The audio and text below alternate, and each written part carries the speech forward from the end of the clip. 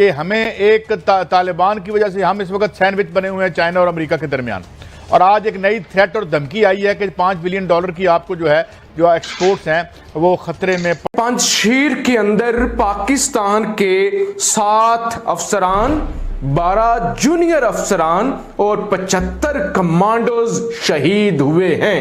अफगान तालिबान का पाकिस्तान को जन्नाटेदार थप्पड़, और अफगान तालिबान और पाकिस्तान आमने सामने आ चुके हैं। अच्छी बात यह है या बुरी बात यह है कि हमने कोई सबक नहीं सीखा।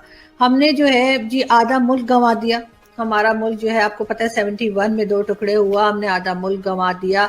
4 जंगें हमने हार दी, 4 जंगें हम लड़े भारत के साथ और चारों में हम हार गए, और वो हमने माना नहीं, लेकिन अब कुछ लोग मानने लगे मेरे जैसे, जिन्हें कहा जाता है कि गद्दार है, ये है वो है। यानी पाकिस्तान में अगर आप सच्ची बात करेंगे, अगर आप सच बोलेंगे तो आप गद्दार कहलाएंगे, वरना अगर आप यही कहते रहे नहीं जी 4 जंगों में हमने तो भारत को मट्टी चटा दी थी, तो फिर इसका मतलब है कि आपको अपने मुल्क से बड़ी मोहब्बत है और आप बड़े हुब्बुल वतन है और आप बिल्कुल भी गद्दार नहीं है। लेकिन अगर आप ये कहेंगे कि जी 4 जंगें लड़ी जरूर हमने लेकिन 4 जंगों में हम हार गए, तो कहा जाएगा ओ पाकिस्तान के खिलाफ बात कर रहे हैं। मगर प्रॉब्लम यही है कि हम अपनी गलतियों से सीखने को तैयार नहीं है, हम अपनी गलतियों को मानने को तैयार नहीं है। खैर हम आगे बढ़ते हैं और हम बात करते हैं तालिबान की। बिल्कुल जी, ये आप देख रहे हैं कि ये कैसे च्युइंगम खा रहे हैं और मजे कर रहे हैं। लेकिन सीधी बात ये है कि अगर हम यही कहते रहेंगे, अगर हम यही बात करते रहेंगे कि जी हमने 4 जंगे हम जीते थे और हमारा डिफेंस बड़ा मजबूत है, तो अगर हम इस तरह के ख्वाब देखेंगे और इसी तरह के ख्वाब इल्यूजन्स अपने बच्चों को सिखाएंगे, तो फिर हमारा कुछ नहीं हो सकता, हमारा कोई इलाज नहीं हो सकता, हम कभी जीत नहीं सकते। और वैसे भी मैं तो कहती हूँ जंगें होनी ही नहीं चाहिए, लेकिन जो हो चुकी हैं उनकी सच्चाई तो आप अपनी नेक्स्ट जनरेशन को बता दीजिए। अगर आप यही झूठ बोलते रहेंगे कि जी हमारा तो डिफेंस तो बड़ा ही मजबूत है, तो जी 4 जंगों में आपके डिफेंस को क्या हुआ था? 4 जंगे आप हारे और बड़ी बुरी तरीके से हारे। उस वक्त आप को ख्याल नहीं आया कि आपका डिफेंस बड़ा मजबूत है, और आज आप जो है कहते हैं कि आपका डिफेंस बड़ा मजबूत है।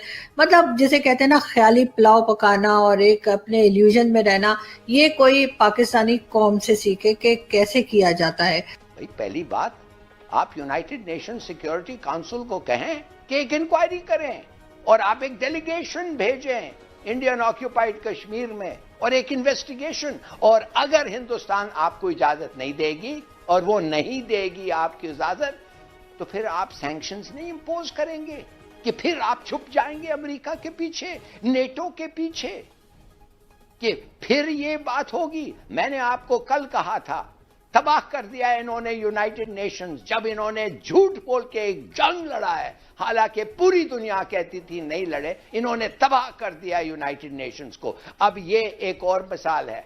आओ बताओ, ये यूनाइटेड नेशंस कुछ चीज है जो लीगली काम कर सकता है? आंसर इज नो, वो नहीं जाने देंगे। दूसरी बात, Sameena, OIC commission, oh I don't see, OIC जाएं उनके पास पाकिस्तान और कहें खड़े रहो, खड़ो, ये है सबूत, ये है डोसिए, और जाओ भेजो डेलीगेशन को और पूछो उन लोगों से क्या हो रहा है। वो फिर उनको इजाजत इंडिया नहीं देगा। अगर इंडिया नहीं देगा तो कहेंगे इसको ऑब्जर्वर स्टेटस से निकालो हिंदुस्तान को। तुम क्यों ऐसे लोगों के साथ एसोसिएट करते हो जो औरतों के साथ और मुसलमानों के साथ इस किस्म का रवैया, और तुम लोग कुछ नहीं कहते हो? अगर तुम लोगों ने नहीं किया, मैं कहता हूं Pakistan must leave OIC, you must let it, you must leave OIC।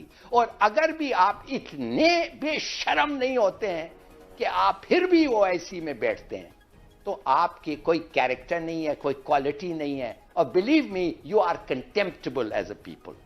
तीसरी बात, ये जो UN है, EU है, इनको थोड़ा सा बताओ कि यार खुदा के बंदे, हम नहीं कह रहे हैं कि सब चीज मान जाओ, हम नहीं कह रहे तो अभी टांग दो मोदी को, हम कह रहे हैं जाके पता करो, मगर तुम लोग जाना नहीं चाहते। तो फिर हमारे से आप मेहरबानी से कभी इंडियन और ह्यूमन राइट्स के बारे में कभी कोई बात ना उठाएं। और फाइनली आज कश्मीरियों के लिए आप कहें कि आप लोग हमें लोग भेजें, हम उनको ऑर्गेनाइज करेंगे, उनको फाइनेंस करेंगे, उनके सब चीज हम बेयर करेंगे, और कश्मीरियों को ऑल फ्रॉम कश्मीर, कोई आजाद कश्मीर पे नहीं, सब मकबूजा कश्मीर में हम पूरी दुनिया भेजेंगे। और जाओ लोगों को बताओ तुम्हारे साथ क्या